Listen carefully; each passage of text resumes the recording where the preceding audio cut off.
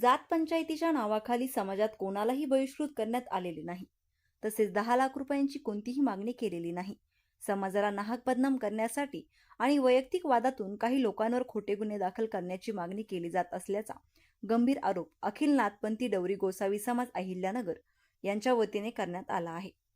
या प्रकरणी समाज बांधवांनी आज जिल्हा पोलीस अधीक्षक यांना लेखी निवेदन देऊन या सर्व प्रकरणाची सखोल चौकशी करण्याची आणि समाजाला न्याय देण्याची जोरदार मागणी केली आहे। पोलीस अधीक्षकांना दिलेल्या निवेदनानुसार सन 2012 मध्येच डवरी गोसावी समाजात असलेली जात पंचायत पूर्णपणे रद्द करण्यात आली आहे। असे असतानाही 29 मे 2026 रोजी अर्जदार परिगाबाई विलास सावंत या महिलेने समाजातील प्रमुख व्यक्तींवर जात पंचायतीद्वारे बहिष्कृत केले आणि 10 लाख रुपयांची मागणी केली, अशी खोटी तक्रार पोलीस अधीक्षक कार्यालयात दिली होती। विशेष म्हणजे तक्रारदार महिलेच्या मुलाने स्वतः जाहीरपणे आम्हाला समाजाने बहिष्कृत केलेले नाही, आमची आई खोटी बोलत आहे, अशी कबुली दिली असल्याचेही निवेदनात नमूद करण्यात आले आहे। काही लोक जाणून बुजून समाजाला बदनाम करण्याचे काम करत आहेत। अशा खोट्या तक्रारींमुळे निष्पाप लोकांचे आयुष्य उद्ध्वस्त होऊ शकते। त्यामुळे या अर्जाची व तक्रारीची पूर्णपणे आणि पारदर्शक चौकशी करण्यात यावी, अशी आग्रही मागणी समाज प्रतिनिधींनी केली आहे। या प्रकरणी आता पोलीस प्रशासन काय भूमिका घेते याकडे सर्वांचे लक्ष लागले आहे।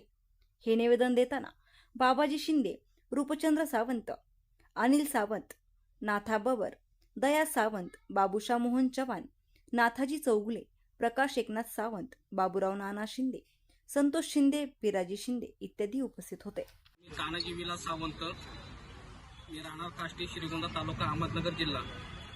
परिगा विलास सावंत गेल्या 4 दिवसापूर्वी आमच्या समाजाच्या वरती जी केस केलेली आहे ती सगळी खोटी आहे आणि जी 10 लाखाची मागणी मागितली ही सगळी खोटी आहे।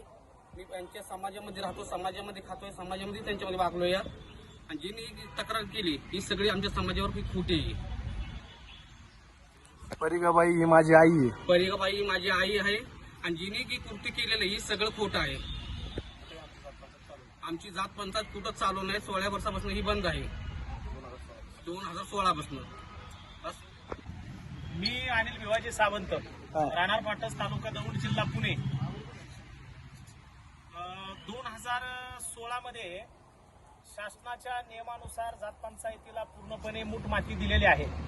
त्याचबरोबर सगळ्या तमाम महाराष्ट्रातल्या सर्व लोकांनी जे काय असणारे या लोकांनी सुद्धा जात पंचायत ही पूर्णपणे बंद केलेली आहे।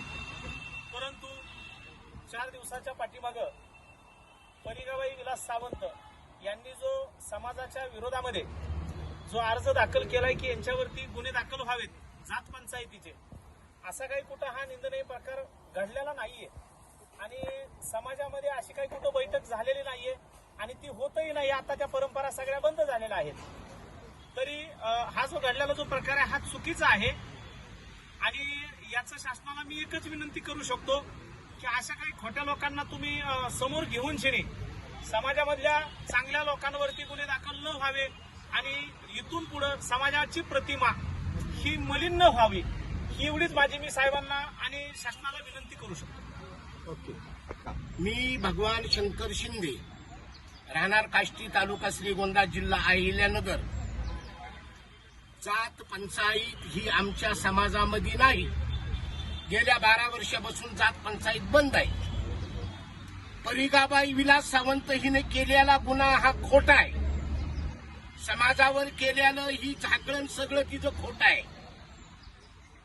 याच्याबद्दल शासनाने चांगला अशा खोट्या नाट्या लोकांचा ना पुरावा घेता मागली इन्क्वायरी चांगली करूनच केस घ्यावा आणि पुढच्या लोकांना तस्ती नाही व्हावा असं काहीतरी शासनाने बी वागावा, असं माझं म्हणणं आहे।